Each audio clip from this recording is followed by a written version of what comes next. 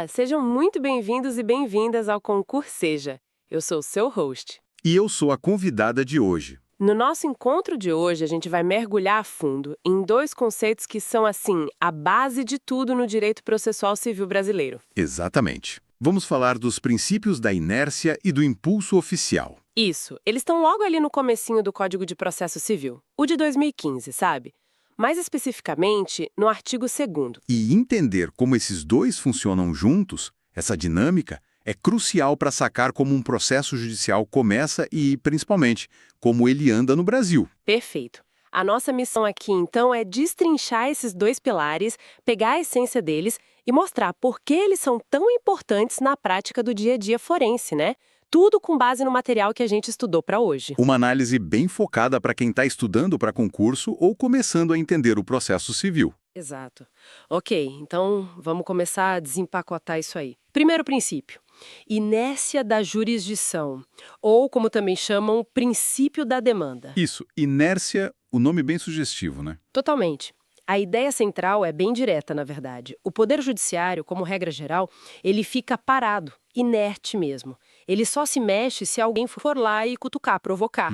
Quer dizer, um juiz não pode, sei lá, ler uma notícia no jornal sobre uma briga de vizinhos e falar: opa, vou abrir um processo aqui para resolver isso. De jeito nenhum. Seria impensável, né? Ele tem que ser chamado a agir. A base legal para isso está bem clara na primeira parte do artigo 2º do CPC. Que diz o que exatamente? Diz assim: o processo começa por iniciativa da parte. Simples e direto. A parte interessada tem que dar o pontapé inicial. E isso tem tudo a ver com um direito fundamental que está lá na Constituição, né? Aquele do acesso à justiça.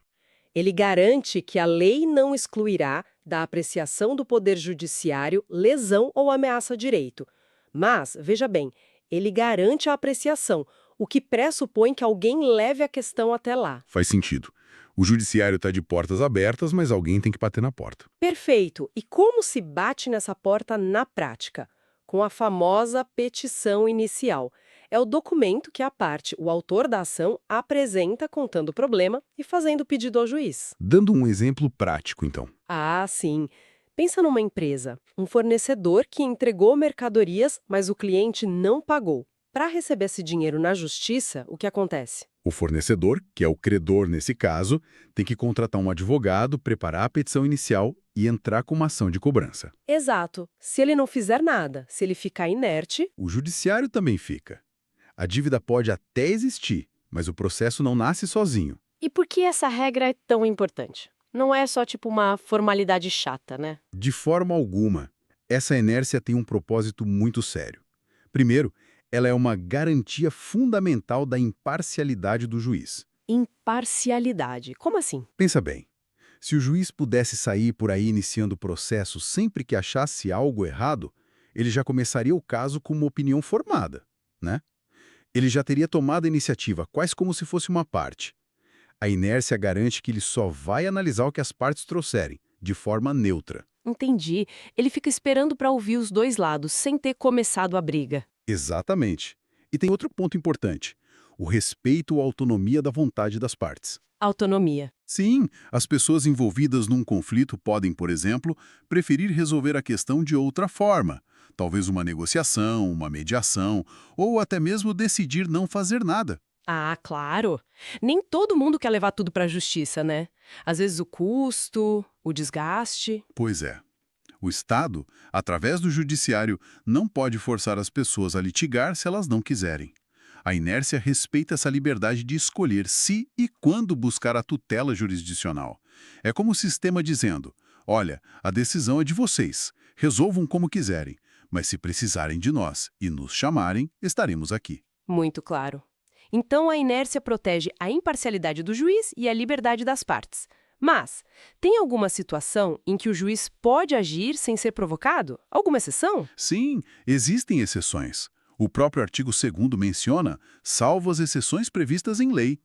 Mas olha, são situações bem pontuais, bem específicas mesmo.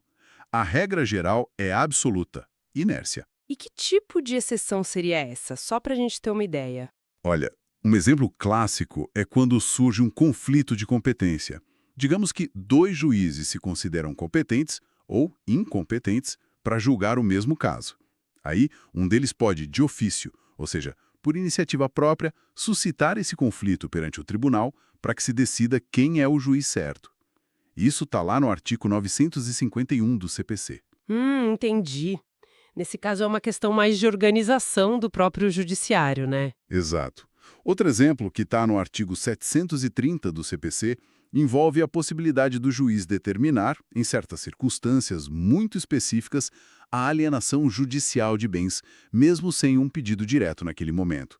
São casos ligados à administração de bens, jurisdição voluntária, coisas mais raras no contencioso comum. Mas então, para resumir essa parte, tirando essas situações bem específicas, a regra de ouro é: sem provocação da parte, o juiz não age. O processo não começa. Perfeitamente.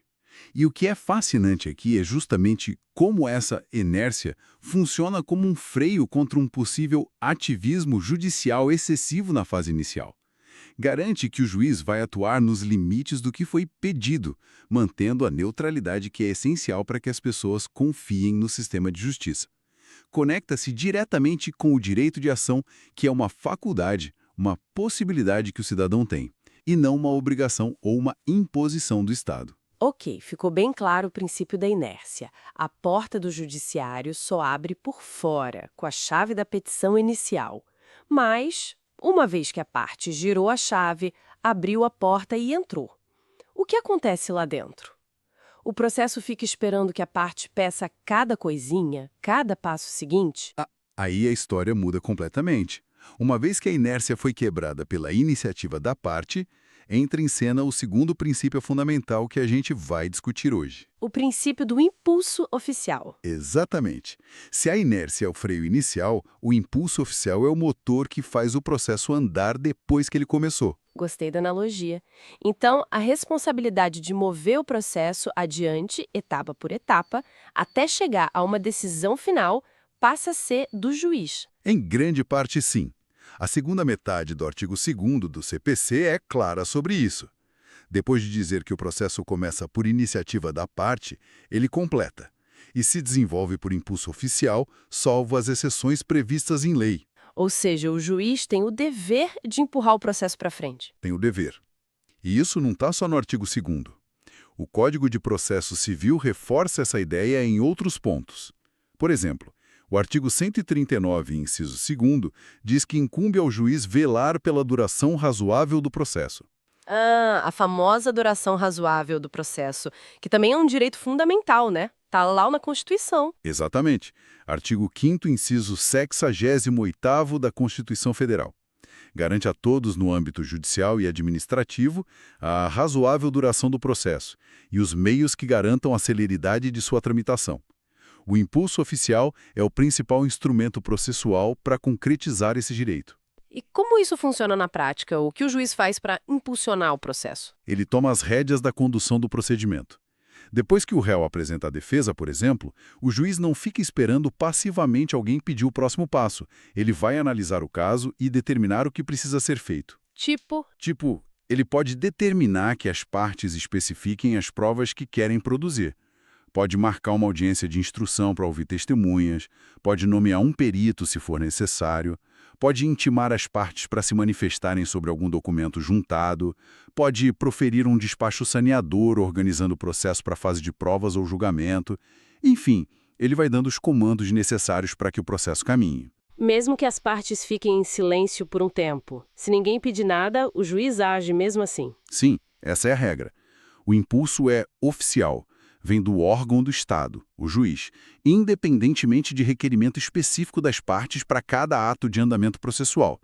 Claro, as partes podem e devem peticionar, pedir providências, mas a responsabilidade de fazer o processo andar não é exclusivamente delas depois que ele começou. Aqui é onde fica realmente interessante, porque a gente ouve tanto falar da lentidão da justiça, né? O impulso oficial seria a ferramenta para combater isso. Exatamente. Se conectarmos isso ao quadro geral, O impulso oficial é a resposta do sistema à necessidade de eficiência e efetividade da justiça. O objetivo, é claro, combater a morosidade, evitar que os processos fiquem parados indefinidamente por inércia das partes ou do próprio judiciário e garantir que a decisão final, a solução do conflito, seja entregue em um tempo razoável. Faz sentido. Existe um interesse público em resolver os litígios, né? Não é só um problema das partes envolvidas. Com certeza. Um judiciário que não entrega respostas em tempo útil acaba desacreditado e não cumpre sua função social de pacificação. O impulso oficial é essa manifestação do interesse do Estado na solução rápida e eficiente das controvérsias levadas ao judiciário. Mas esse motor do juiz, esse impulso, tem algum limite? Ou o juiz pode fazer o que quiser para acelerar o processo? Opa, tem limites sim. E são limites importantes. O impulso oficial se refere principalmente à condução do procedimento, ou seja, das etapas formais do processo, da sequência dos atos. Ah, entendi. O juiz manda o processo andar, mas não define o caminho todo sozinho. Exato.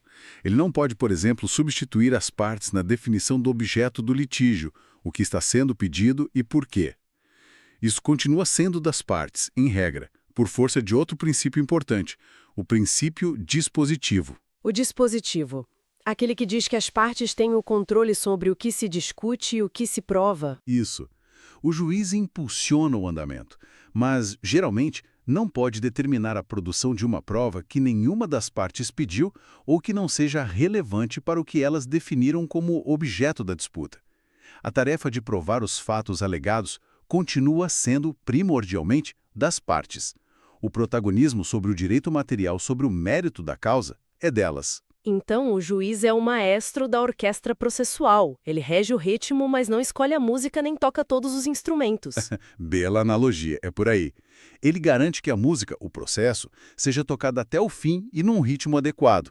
Mas a partitura, o pedido, a causa de pedir e a execução principal, as provas, vêm das partes. E existem aquelas exceções que o artigo 2º menciona. Situações em que o impulso oficial não funciona ou precisa da ajuda da parte. Isso mesmo em andamento depende de uma nova manifestação de vontade da parte para prosseguir. O exemplo muito comum está na fase de execução. Execução, quando já tem a decisão e a parte quer forçar o cumprimento. Isso. O artigo 921 do CPC fala sobre a suspensão da execução. Por exemplo, se não forem encontrados os bens do devedor, o processo pode ficar suspenso por 1 ano.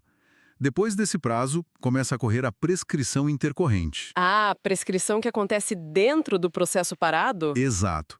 E o parágrafo 5º desse mesmo artigo 921 diz que o juiz, depois de ouvir as partes, pode extinguir a execução se não houver movimentação útil pelo credor para encontrar bens, por exemplo. Ou seja, aqui o impulso do credor é necessário para que a execução continue avançando efetivamente.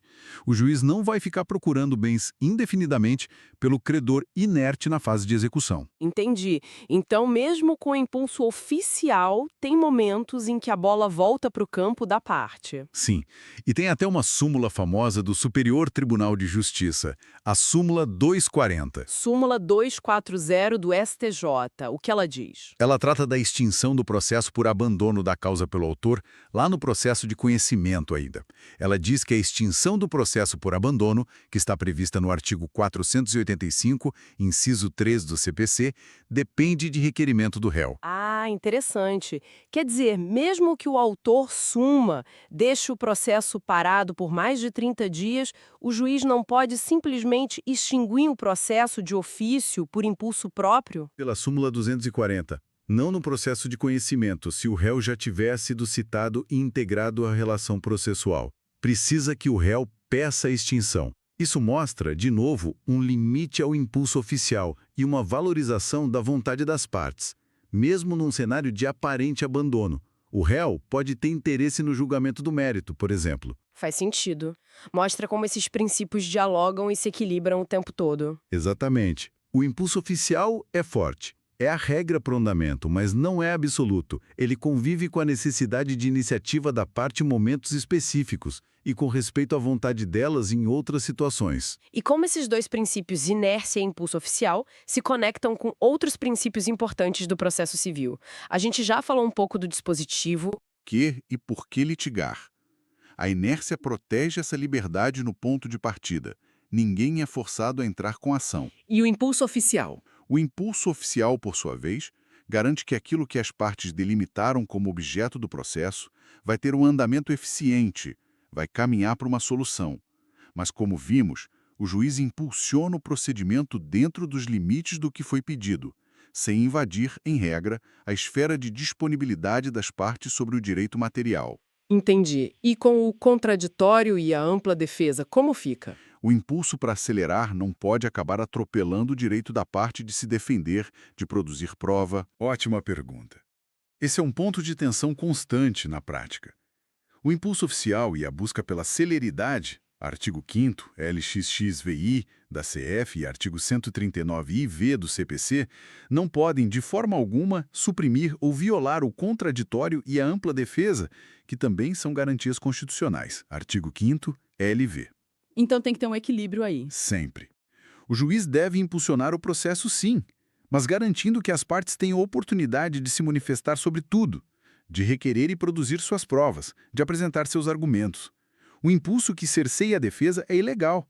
O juiz tem que conduzir o processo de forma eficiente, mas também justa e dialética. Então, o que tudo isso significa? Se a gente fosse resumir a essência dessa dupla dinâmica. Eu diria que temos um sistema que busca um equilíbrio delicado, mas fundamental. A inércia atua como guardiã da imparcialidade e da autonomia na largada do processo. O juiz espera ser chamado. Exato. E uma vez chamado, o impulso oficial entra como o motor da eficiência, o compromisso do Estado em entregar uma resposta em tempo razoável. O juiz assume a condução do andamento. Isso. São como dois lados da mesma moeda, trabalhando juntos para tentar construir um processo que seja ao mesmo tempo imparcial na origem, eficiente no desenvolvimento e justo no resultado, sempre respeitando os direitos fundamentais das partes. Perfeito. Acho que conseguimos cobrir bem os dois princípios. Fazendo uma recapitulação bem rápida, então, a gente viu que o processo civil brasileiro começa pela provocação da parte, por causa do princípio da inércia. Sim, o judiciário não age sozinho. Mais uma vez iniciado, o desenvolvimento do processo é responsabilidade do juiz, que deve conduzi-lo ativamente até a decisão final, graças ao princípio do impulso oficial. Buscas a eficiência e a duração razoável, mas sem atropelar outros direitos, e com algumas exceções em que a parte precisa agir de novo. Essa dinâmica entre passividade inicial e atividade subsequente do juiz é, portanto, chave para entender como o sistema processual funciona no Brasil, conforme o Código de Processo Civil desenhou. Exatamente. E essa discussão toda, sobre como o processo anda, sobre o papel do juiz e das partes, isso levanta uma questão importante para a gente pensar, talvez para quem está nos ouvindo refletir depois. Uma provocação final. Manda lá. Pensando nesse dever do juiz de impulsionar o processo para garantir a celeridade, para cumprir a promessa da duração razoável, como que a gente encontra, na prática do dia a dia forense, o equilíbrio ideal entre essa busca por eficiência, por rapidez, e o direito que as partes têm a um tempo adequado para construir suas defesas, para apresentar suas provas, especialmente naqueles casos mais complexos, mais cheios de detalhes? Boa questão. Acelerar demais pode significar injustiça. Pode, e demorar demais também é uma forma de injustiça, né? Então, onde que fica exatamente esse ponto ótimo? Como o juiz, o advogado, as partes percebem e trabalham nesse limite tênue entre a rapidez que é desejável e a justiça completa, que exige tempo para análise, para prova, para reflexão. É um desafio constante. É realmente um ponto crucial para se pensar sobre a efetividade da justiça na prática. Excelente reflexão. Fica aí para o pessoal matutar. Com certeza. Bom, chegamos ao final da nossa análise de hoje aqui no Concurseja. Espero que essa conversa tenha ajudado a clarear esses dois princípios tão importantes do direito processual civil. Foi um prazer discutir esses temas. São conceitos que caem muito em prova e são essenciais para a prática. Sem dúvida. Agradeço demais a sua participação e clareza nas explicações. E a você que nos acompanhou, muito obrigado pela audiência. Continue ligado aqui no Concurseja para mais análises e aulas preparatórias. Isso aí, pessoal. Bons estudos e até a próxima. Até lá!